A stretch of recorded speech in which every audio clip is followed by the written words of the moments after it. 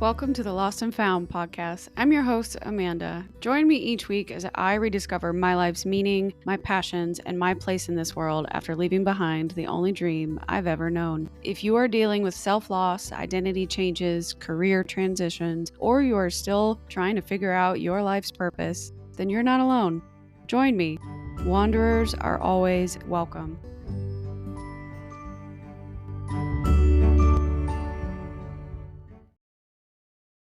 Hi, everyone. Welcome back to What Now, a podcast of Lost and Found. This is your host, and I am so sorry that the last couple of weeks have just been kind of crazy. If you haven't been following me on social media, I ended up breaking my fibula. I have been watching my dog Dirks and my parents' dog Dolly.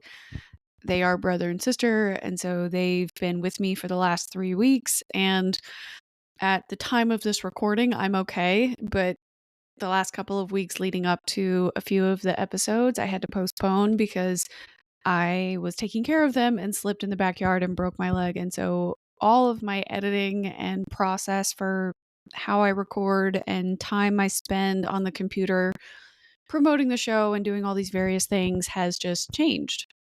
I've not been able to do it because I've been dealing with a lot. And I ended up interviewing this next guest, Sheila Buswell, and she's amazing. She's an author and an entrepreneur, inventor, innovator, an engineer, trained in the Army and got her master's in engineering and started her own biomedical engineering company. And she has created the physical therapy and rehabilitation machine called the UPMO, or upward mobility for full name, which enables people with injuries or functional issues to carry on throughout the day, doing day-to-day things like going to the restroom, cooking, standing, bending over.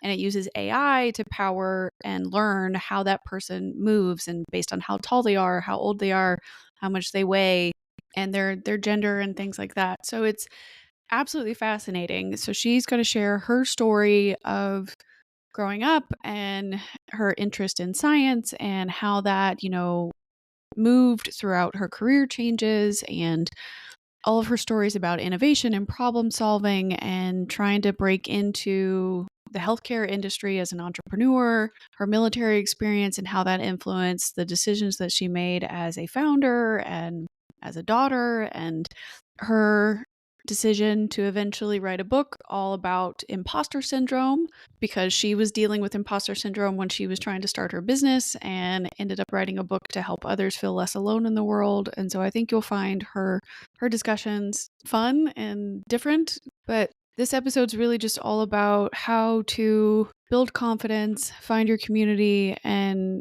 improve just self-trust, no matter what journey you might be on, and how to carry those feelings of grief and resilience with you and pursue the life that you've been dreaming of all along, and not letting the self-doubt prevent you from moving forward. So I hope you enjoy our chat. I'll be honest, my mind has been everywhere. So this outline is not normal for most of our shows. Usually I introduce the guests and then we move forward with the interview. But when Sheila logged on, we hit it off. And so we hit the ground running and just started talking. So this is a full episode and I hope you enjoy it. Please reach out if you have any questions or comments about anything that we talk about on this episode. Always remember to like, subscribe, share the show with your friend, anybody that might be struggling with their identity and their career changes. If they're navigating a particular existential crisis, they're trying to figure out their purpose in this world, if they're having issues with self-esteem or self-worth, this is a show that's meant to bridge the gap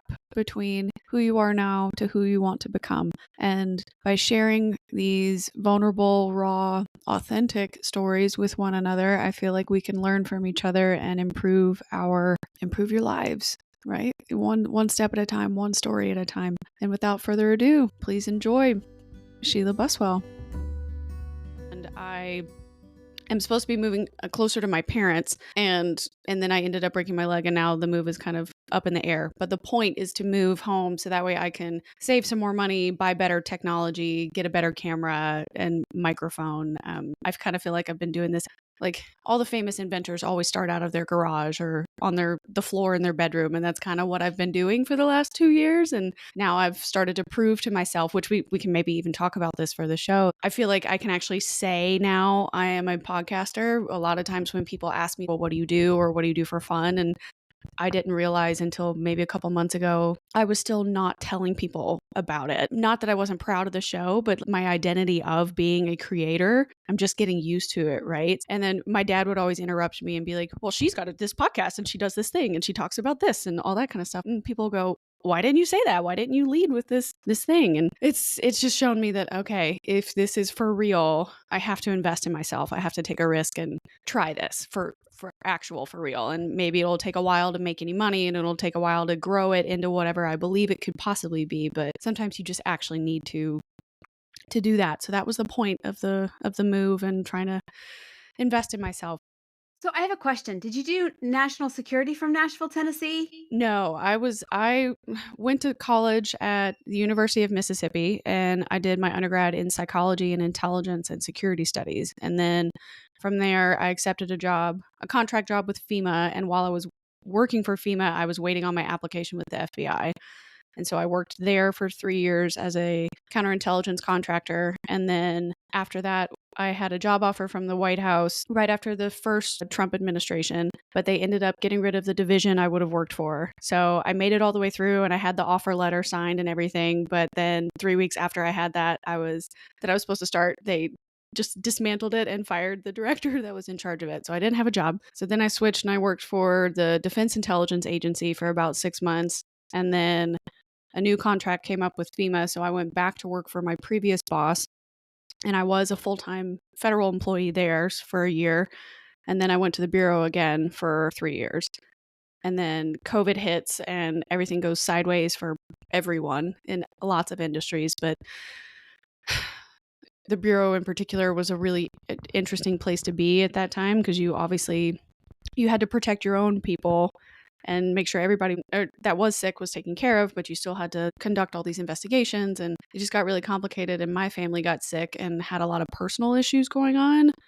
And like professionally, they made it really hard for me to handle both. And so eventually I just had to come to a head and make the decision of like, all right, what am I going to do? Do I stay here but lose my family? Or do I lose this career that maybe doesn't really care about me because I'm another number, right? They've got 37,000 employees. What's one analyst? Well, and the truth is I have my best friend is a special agent for the FBI. And she's like, people lose their jobs here on a whim.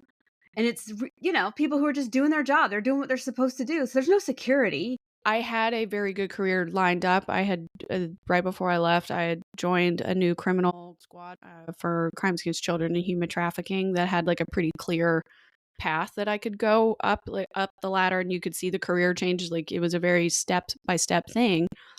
But I kept thinking to myself, if you do this, right? Like you accept all the things that they're offering you, all the benefits that you'll get after the 20, 25 year stint. But what do you have waiting for you on the other side? You're not married, you don't have kids, and I'm still debating that in my head whether or not I want those things, but like you're almost 30 at this point. You don't have any of these other things and all you do is work. You gave up dancing, you don't travel anymore with your other friends because you can't because of your background checks and everything. What kind of life is that going to be? Like yes, you will be well endowed with experience. You could get hired by Uber or a major security company and you can go do security at Disney or the NFL or something major like that. Your skills will be applicable, but will you be happy? And I kept trying to ask myself these kinds of things to be serious. Don't just give up on a career that's really nice. The government has a lot of good benefits. As you know, being from the military background, you've got a lot of great things if you were to keep with it. But at the end of the day, what was that going to be? Yeah. And what does that look like? And so for me, the answer was if we were to have another pandemic, because we will, because humans don't wash their hands, when this happens again, do you want to be here or do you want to be by your family or somewhere else where you can be flexible? And I chose flexibility. So it was a really, really hard thing for me to let go of. And I grieved that and I still do.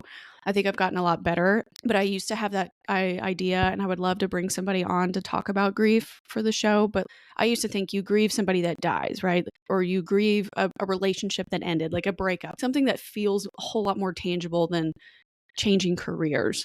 I didn't realize that I had such deep rooted identity stuff with that. And there's still moments in my life where somebody will say something or they'll ask a specific question or it'll just hit me. And I'm kind of like, damn, I thought I was over that. I thought I was okay. I thought I was doing so much better. I've realized that grief is never something that goes away. Grief is somebody they walk beside you every day.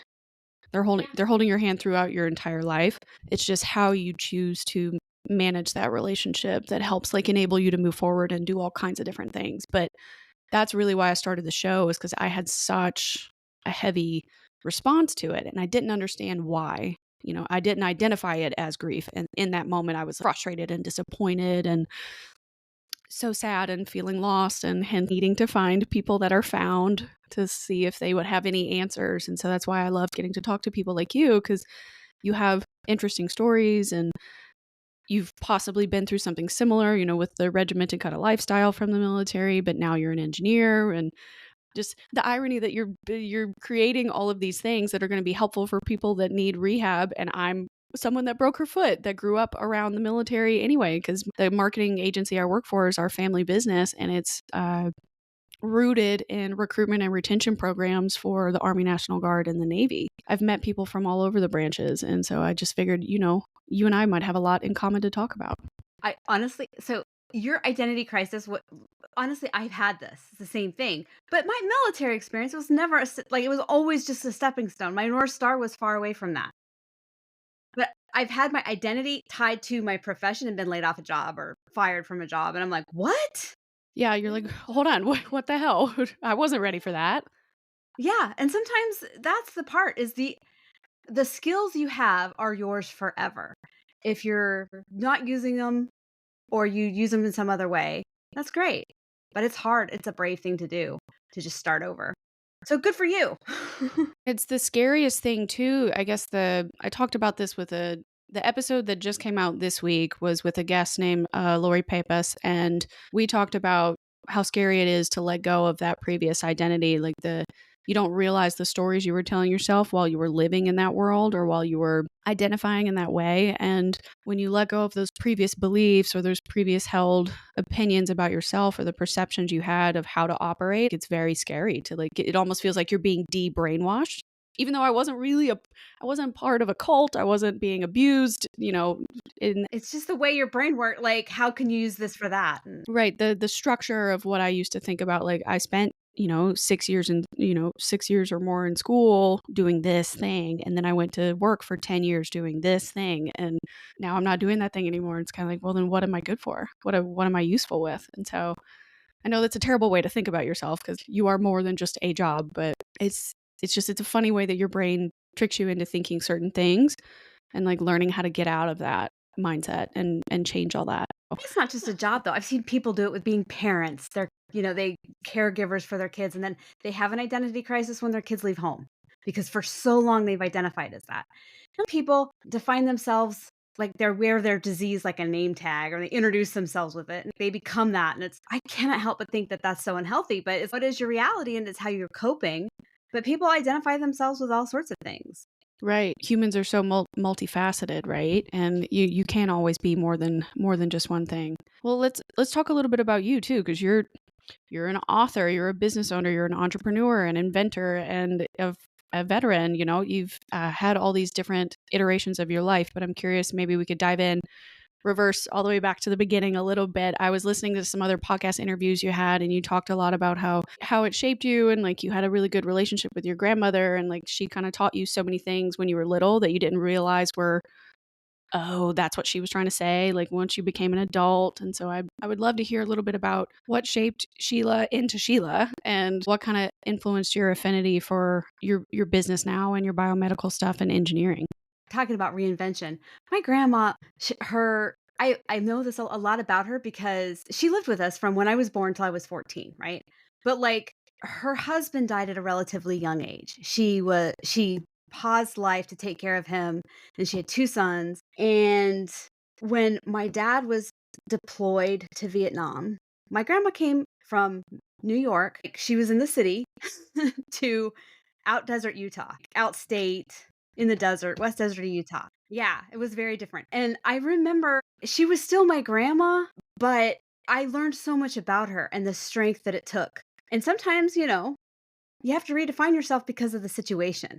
We were talking before about parents who identify as parents only and their kids go off to college and they're empty nesters and it becomes an identity crisis because they're only just parents, or not only, but you know what I'm saying. They've identified with that for so long. So my grandma reinvented herself so many times. And I think at the end of the day, she did share a lot with, because I was a kid that would be like, ask a bunch of questions. Why? How? Huh? But she knew how to handle me.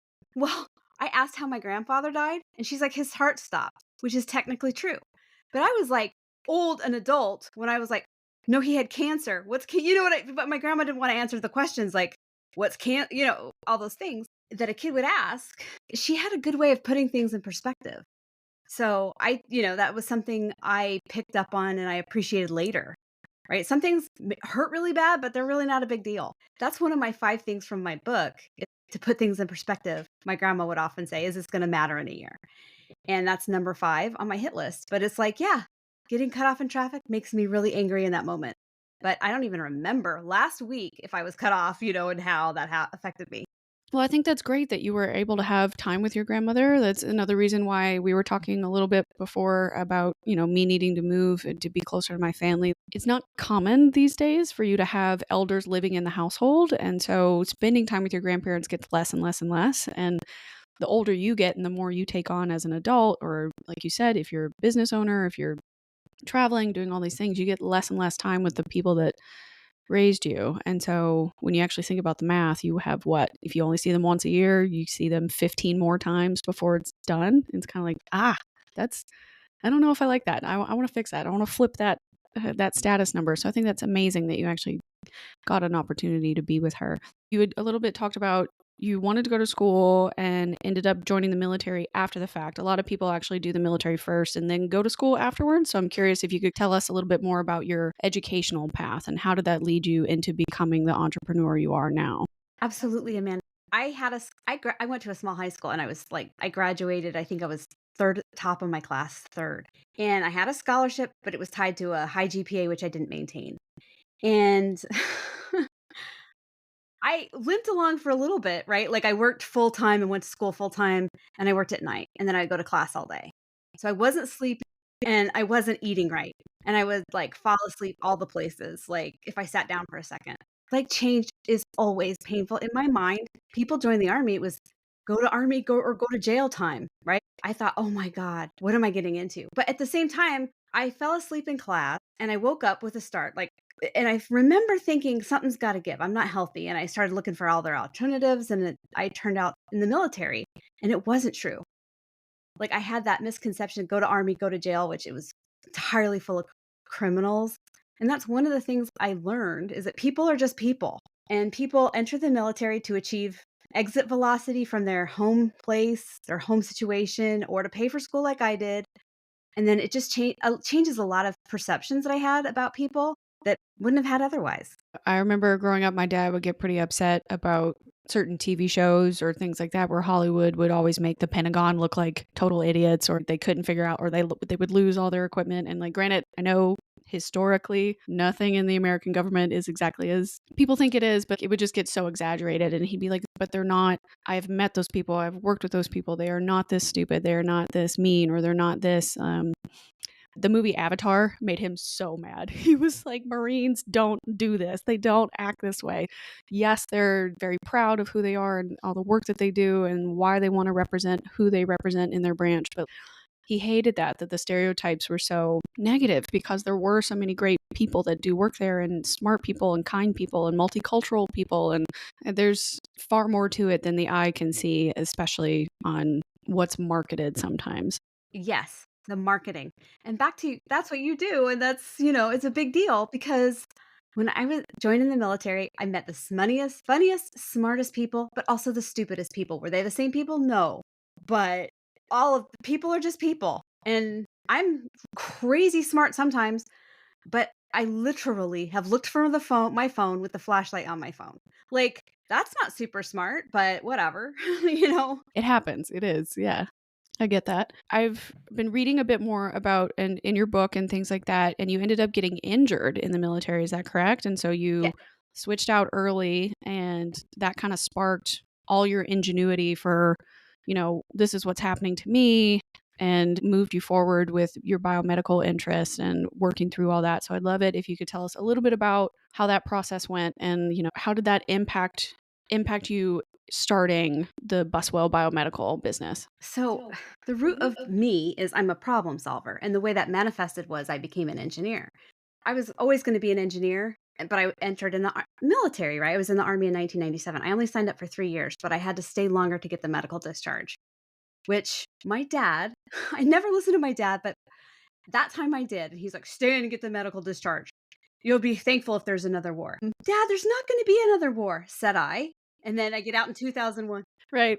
And so, it's crazy how that happened, but it had so much an effect on my life. I was injured, and I was in a UN hospital called the Blue Factory in Bosnia, and I could empathize with my mom 20 years later because, oh my god, I've been there.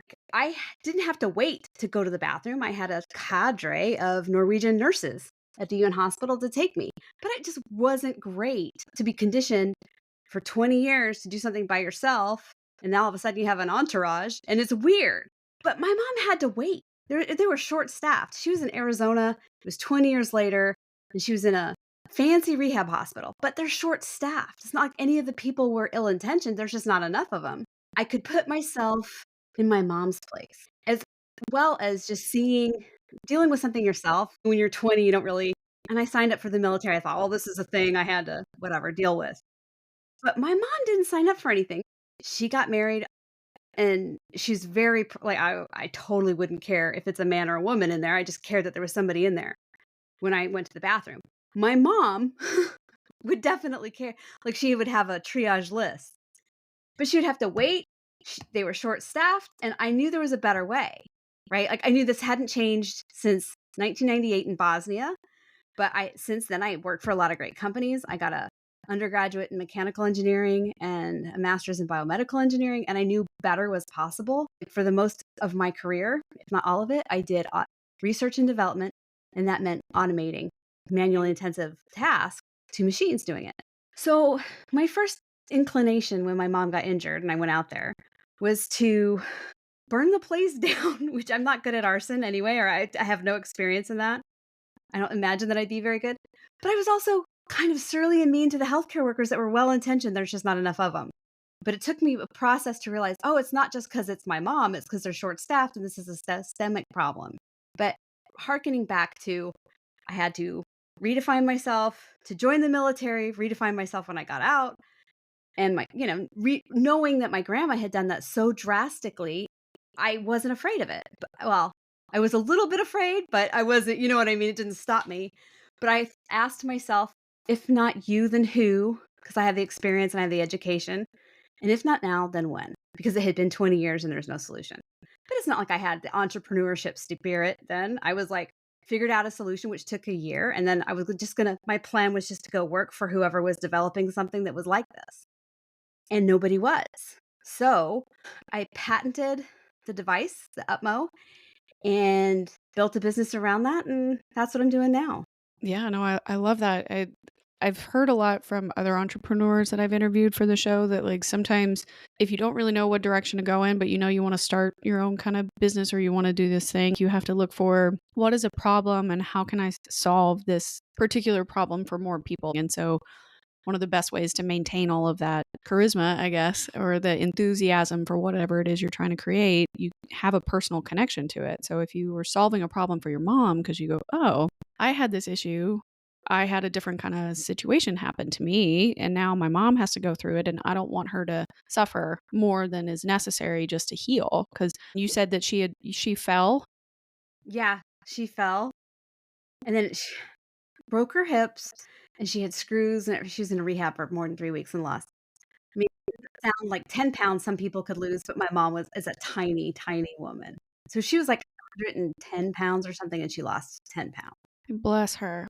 not only did you use your prior experience to help your mom and you guys had a similar situation, so you were able to innovate off of that, but a lot of the times I talk to my guests about their mindsets while they're going through these, transformative moments. We were talking a little bit before the recording that I've broken my leg recently, and so I've been dealing with like the frustration of being immobile and living alone, and I have these 2 pets and I have to take care of myself because I'm still working and interviewing and doing all these things. And it was the first couple of days was really rough mentally. I'm finally in a place where I was feeling good about myself. Like my work was going well, my workouts, my food, everything. Like I felt like I was just on the right kind of path. And then now I can't move. So the most terrifying thing for me still apparently through this process has that feeling of being stuck. And so I'm curious if you could talk a little bit about what was your mentality and your mindset when you were going through your injury, and then how did you use that to help your mom? My biggest thing was I could empathize with my mom in ways that I don't think other people can. I was 20 when I had an injury or 21, and my mom was significantly older, and I knew my mom, but I knew that people don't think about it. Honestly, people just don't think about it until they're in that situation, right? Like, you didn't think about what it would be like to walk your dogs when you can't walk, right? So, it was a weird situation where I could empathize in a way, and I knew it needed to be allowed, but I also had the knowledge then that it could be allowed, or it could be accomplished without other people. And in fact, other people are not the best. The control system of the upward mobility, which the upward mobility can like fit through a door frame and around the toilet. Like, it's huge. But the control system is very personalized, and it's safer.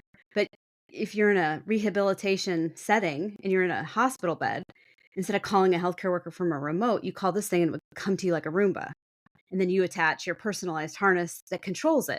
I was able to know there was a better way and know what was important to get done. I talked to my CMO as a therapist. So her mentality is a common one that I didn't even think about. If you can do something, it's better to do something.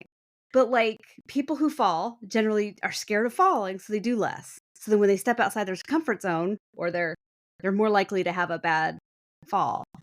And I think that the combination of knowing those things and knowing there's a better way, and the empathy of being a patient and talking to a lot of healthcare workers and what was important to them. I love that your CMO pointed that out though, that after you have the traumatic experience, insert situation here, for this purposes, it's falling or getting injured physically. The older you get, the less likely you might want to try that again or put yourself in a position where you would have that same issue happen. And yet that fear then makes you less willing to try, and you don't rebuild your strength as easily. You do get injured more because the next time it does happen, you can't lift yourself up. This has been happening with my mom's mother, actually. So another one of the reasons why I needed to leave a couple years ago, that she had her hip surgery and then colon cancer and lung cancer. And it's been a lot just getting her into the right proper chairs. And she had physical therapy for a little bit, but her insurance would only cover it for so long. So then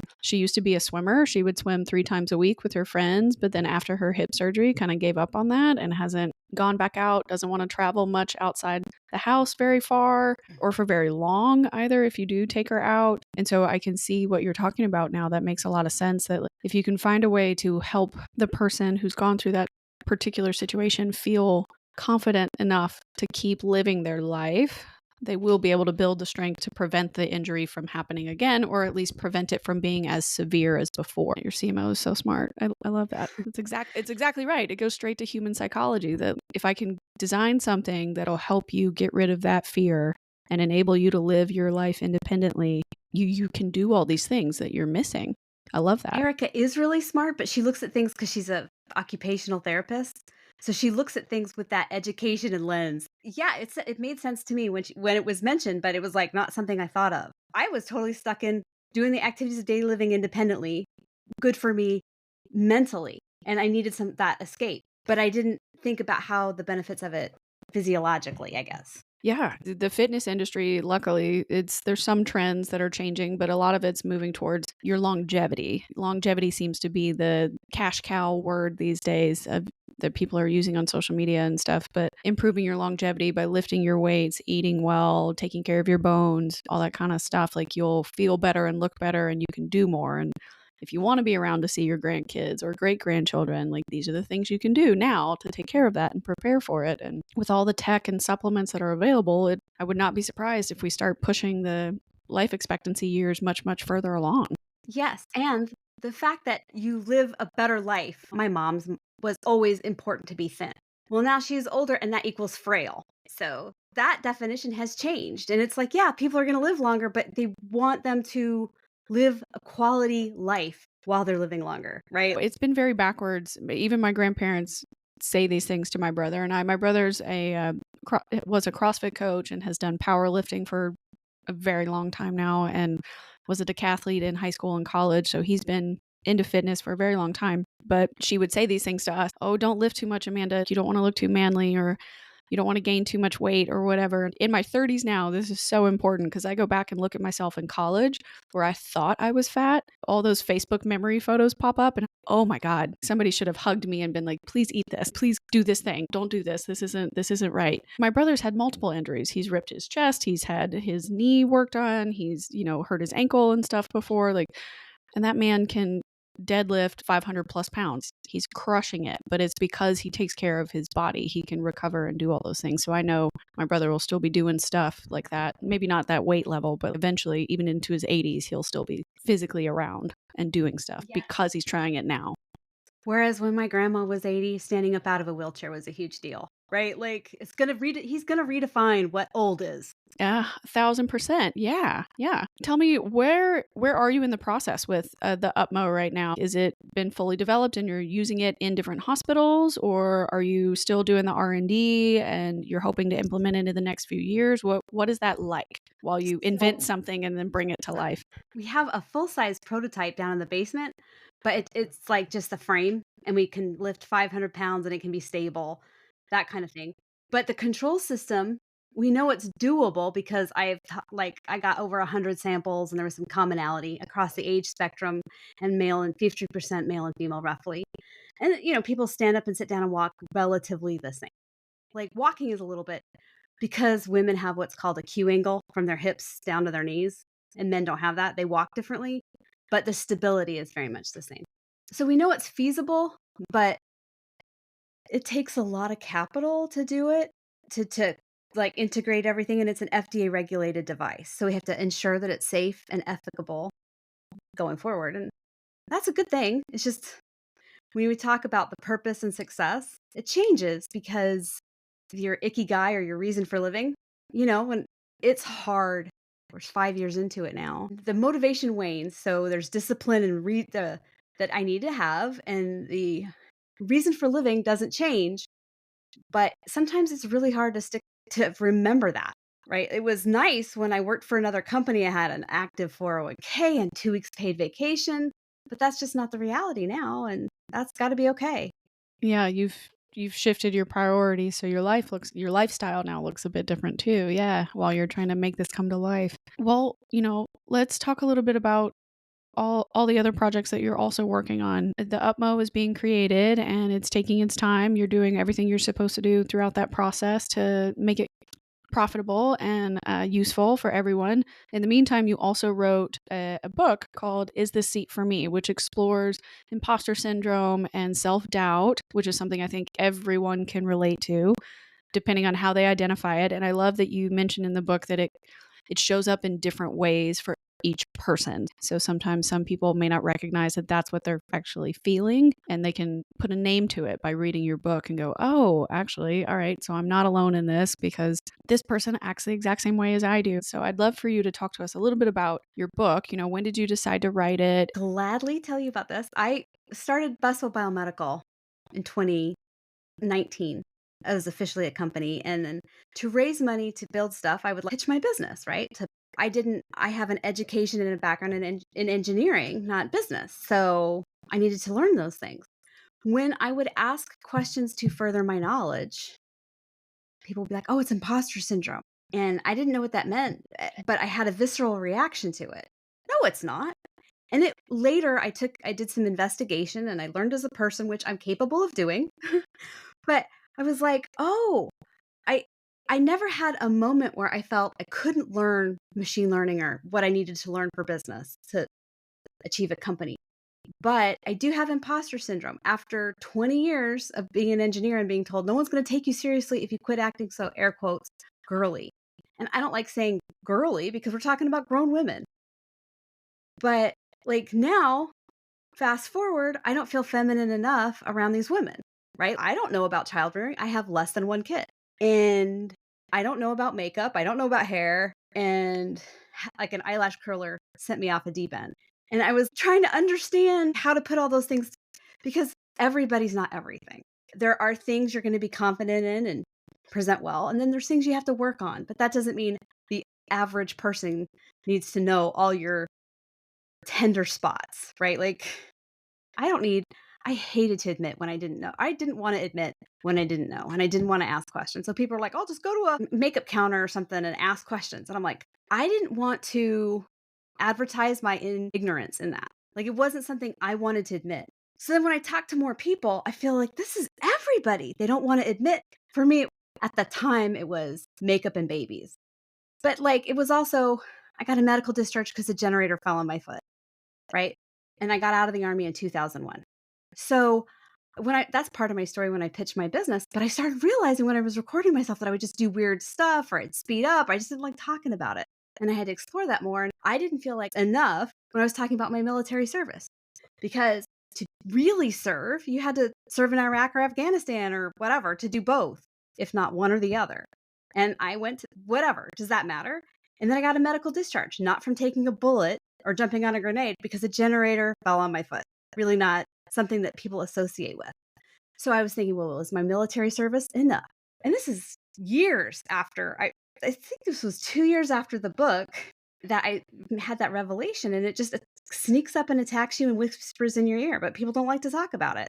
So the reason I had included other authors, I thought they had important stories to tell, were different from mine. I have a business accountability partner, and she's like, well, then just ask the other people to contribute stories. For instance, Kate Mansker in the book talks about she didn't really have traditional or she didn't have imposter syndrome until she was trying to get breast milk through TSA. And then all of a sudden she realized that she was different from her coworkers. She's also an engineer. My coworkers as an engineer were always male. So it's not like they're ill intentioned. That's just not their life experience. But she could speak to that. I never could. So Peter provides a story, and he's a male nurse. And he talks about how like people would make assumptions based off of how he looked. And people would assume he's a doctor. So he felt like he had to know more and exhibit more. And I have gone to the emergency room with elderly people, or just people in general, and had them assume the female doctor's the nurse and the male nurse is the doctor. That happens all the time. And it used to bug me, but I never thought about or never empathized or thought about what the male nurse thought of that. So I thought that that was an important component to add, that like this dimension of like it looks different in different people's lives, but it doesn't mean it's different. Right? That feeling of not being enough, like that you're the only one that feels this way. It's ridiculous. The way that I've noticed with this podcast is that through storytelling and by sharing your experiences, you can connect better.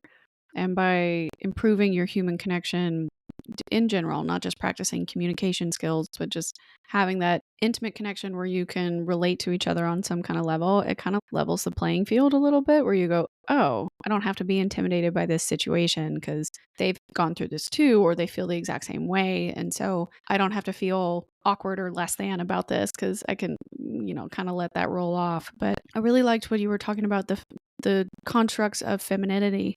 Femininity for you too, because being a woman by originally going to school for your engineering, and then which is a male dominated field still. My mom was a computer engineer in the 80s, and so when she graduated college and went to IBM, she was one of the very first coders that they had ever hired that was female, and so she has a lot of very similar experiences to what you're kind of talking about, where you're walking in the room and it's just men and trying to explain to them female concerns or, a wife's concerns or a breastfeeding mom's concerns and things that unless those men are married with wives that are going through those things, they might kind of understand a little bit better, but they'll pretty much never fully get it or even consider that as a situation to begin with. Did you ever ask yourself the question, am I doing this for me or who am I doing it for? Like, why do I have to care about being so feminine or not feminine enough or whatever? Like, who does this matter for? Who am I worried about judging me? Because that's kind of where I've been able to flip it for me. If I start to realize that I'm going down that path or I'm feeling like an imposter in a situation, am I trying to impress myself with this situation or am I trying to impress other people? Or I think it wasn't like a conscious decision, right? Like when I got my first engineering gig, my first engineering job, I was like worried about my student loan debt. I wanted to fit in with the other engineers. It wasn't like I didn't have a abacus where I was like, "Oh, this person."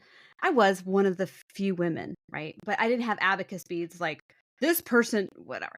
Have this idea of like I wanted to change the idea that you can't like sparkly magic unicorns and know about engines and artificial intelligence and all those things. Like it's just weird when you look to the left and right of you and everybody or not those people are different, right? Like I entered a role that I didn't look like the previous people who had that role, right?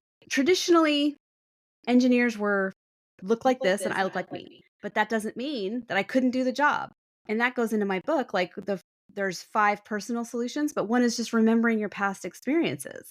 And as an engineer, that was like, well, no, never does it enter what somebody looks like. When I really thought about it, it was like, okay, I was a mechanic in the military. I got good grades, but I had to convince myself. Now, makeup, as I got older, I was like, I just never valued that pursuit. And I didn't realize those were things you needed to know. But mascara, specifically the eyelash curler, like totally flipped me out. But I had to start building from somewhere. Well, I learned how to build a concrete countertop on YouTube. I can learn how to apply makeup or to pick out makeup or whatever on YouTube.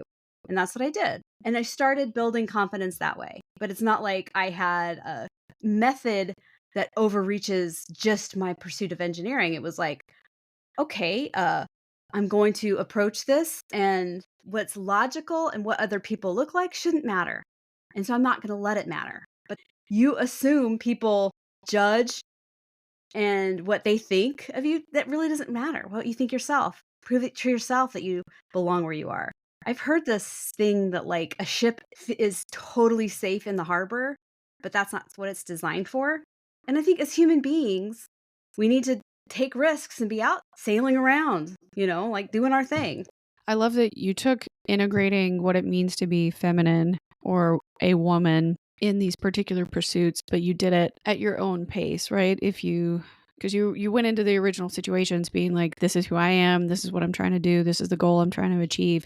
You didn't go in there thinking ahead of time, okay, I'm supposed to look a certain way to convince them to do this thing. And so I need to be as, the word you hate, girly as possible to make them, to disarm them essentially at first. And it's a weird line to toe, right? Between, I want to feel good about myself, but I'm also here to get the job done. I'm not here to make you feel better about whether or not I'm woman enough. Like that's not the point of today's meeting. Like it's about helping other people that need us and need this technology. So I'm glad to hear that you found a way. I'm sure when you were younger, it's really hard to not let that hurt your self-confidence if somebody were to call you like not woman enough or too much of the other, one or the other. But I love to hear that you found a way to twist that self-doubt into, okay, well, if I don't know something, what did I do when I didn't know before? How do I do that in this scenario? And then you did it and you built it up, and that helped reduce that, imposter situation. And having that confidence. And I think that that's everything should be approached like that. Like, I don't know yet. It's a very empowering thing. Like, my brain has this ability to absorb or answer the challenges that is faced with.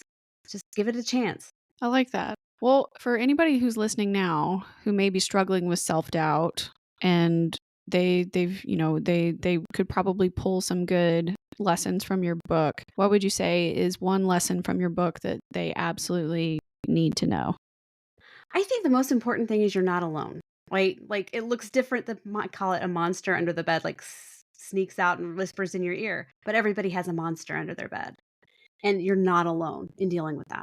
Just getting the tools in your toolkit to fight that monster or to not let it control your life. It's always going to be with you. It might change, it might evolve, but to know that other people have that monster too, and it's not just you. No, that's good. That's a really good one. And community is very important to this show, and finding a safe place for people who feel lost to connect is so important. So I'm glad that you have that in the book. We've also talked a bit on this show about, reinvention when you're going through a traumatic experience or a life change that you weren't really expecting, and you have to come out the other side and you're reinventing yourself, and you've had to do that as well, going from the army to being an engineer and an innovator and now an author. I'm curious, what is something that you had to unlearn in order to move forward? I think those changed in every you're presented with new challenges and new learnings at every situation. Like when I entered the military, I had to unlearn that people join the army or go to jail. Like it was just going to be a bunch of miscreants or whatever that was in the military. And now I struggle with, well, when I was an engineer, it was changing what it meant to me to be an engineer. Like it was a problem solver, not somebody who was not girly. Like that's ridiculous. But it changes all the time, like, and that perception's real. Like, venture capital funding, and I think this is a 2022 number, is women get 2% of that. 98% goes to males. And it's like, I'm sure there's a lot of ways to peel that onion, but it's important that people know what you're about and what you're coming from, but also that the societal change, like, the society needs to acknowledge that women are 50% of the population and not all good ideas come with a Y chromosome. Yeah, you're missing out on all the other potential opportunities that could be there if you're only giving 2% of the venture capital to women. That's Yeah. actually, I'm surprised by that, but I'm surprised that it's still that low. Yeah, that's a 2022 number. That's a 1972 number, you'd think, right? Well, yeah, it makes me curious, if is that because there aren't enough women pitching to these groups, or they genuinely, there's just a bias already in place and therefore they pick males. So I would, me being way curious, I'd like rabbit hole right down there and be like, all right, what's going on? Is it marketing? Is it the presentation skills? Is it the way we pitch the business? Is it getting in front of the correct venture capitalist group? Like, do we just go to the wrong one where they're only investing in these types of businesses instead? That's fascinating. Oh, it is. Yeah. Okay. I was one of those people who were probably pitching to the wrong people, but it was like dating. I was like pitching to somebody while they ate. I was pitching, like, I went to pitch to this venture capitalist and his belly was hanging out of his shirt. He's a billionaire. He could buy a shirt that fit, but he just didn't care. He didn't respect himself. He didn't respect me. And that number is very interesting. And it's like everything, it's multifaceted. So I found that when I get in this pity party portion of myself as a business leader, talking about how, like, you need to have discipline for when your ikigai doesn't give you the motivation that you need. But I also was like trying to validate, but then I found like women venture capitalists or women venture groups fund men at a higher rate than women. Oh, so the But bias is internal too. well, I don't, so it's so different because there are fewer women who start companies. But even of the women, that 2%, if it's divvied up, the vast majority of that goes to white women. Once you're a minority woman, you get even more screwed. You even get less. Now, is that because there's less of those people? Partly. Is it less because they're less likely to take a chance? And historically, I keep bringing this up, but historically, they don't look like the business owners of yesterday. So it's multifaceted, and it's important in that point to be like, believe in yourself, to know what you're about, be firmly rooted in what you can and can't do. Mm, wow. Yeah. I feel like you could probably do like 2 or 3 more podcast episodes just on that particular aspect alone for women in leadership and entrepreneurship and stuff, diving down that rabbit hole for investment pursuits and how to handle that as a founder. I'm sure you have a lot of pressure, and the psychology behind like you're carrying this on your back, right? Like, and eventually you launch the product and people are going to be relying on you, and that's a lot of pressure to put on yourself while you're in this process right now. Well, I usually have like the 5 core questions that I ask every guest for the show. What do you want out of life, and have you found what you're looking for? This evolves like everything else. When I was getting out with my bachelor's degree, getting out of school, I had this idea of what success meant, and that has evolved over time. And now, as I'm sitting here talking to you, I just want the upward mobility to be available when I need it, and that will be success for me. If I can go to the bathroom safely and independently when I need it, then that's success. That idea totally changes. Ask me again tomorrow and in 5 years. Yeah, me. I know. My terms of success are also changing too. Like when I can go to the bathroom without having to use crutches, that would be great. Or take a shower without having to wrap my foot in plastic. That'd be nice. Oh, but yeah, there's like long term success and like short term daily success that I can count. So I love that because everybody defines it a little bit differently too. So I always like asking those kinds of questions. What would you say has been your greatest achievement? So, my greatest achievement, I know it harkens back to just not being afraid of the challenges that are presented. When I entered basic training, I wasn't afraid. I entered in the military, I wasn't afraid, but it was just something I had to get through or whatever. I had that mentality, but I wasn't afraid of it. I wasn't afraid to leave. I wasn't afraid to go back to school. I wasn't afraid. And I think that that's a big achievement to just be accept what comes and use that to build my empire. People talk about don't worry about if people throw stones at you, use those stones to build your castle or whatever. And I don't know that I've done that successfully, but I think it's important to acknowledge that that's, what I have done. I took a generator falling on my foot and figured out, I could empathize with other people in this situation, but instead of being like, "Whoa, woe is those poor people," I figured out a way to solve that problem. And that's, I think, successful and a great achievement. You took what could have been a very traumatic and upsetting situation, and instead of like falling down the rabbit hole or getting, addicted to painkillers or something to deal with your life, after that you recovered and said, never again. Like we're going to find a way to help other people not have to deal with this. And I think that that's great that you were able to flip it and use that experience from your life to propel your future forward in ways that you probably never would have realized at 21. So tell me, how do you define purpose, and what does living in your purpose look like to you? Purpose is very similar to success. In fact, they could swap that out. But I think my idea for purpose has changed. I cross trained as a generator mechanic because they were busy. I was a chemical equipment repairer in 1998. You weren't, or the late 90s, you weren't busy as that.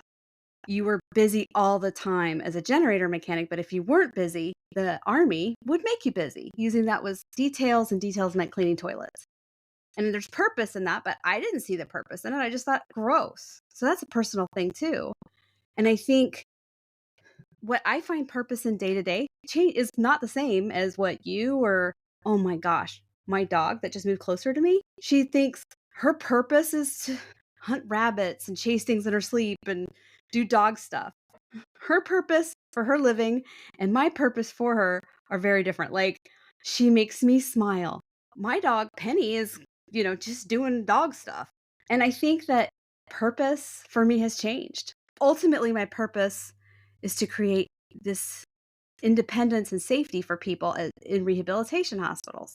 And that is a big picture, but some days that looks like I got to take out the trash because I'm the CEO, but I'm also the janitor.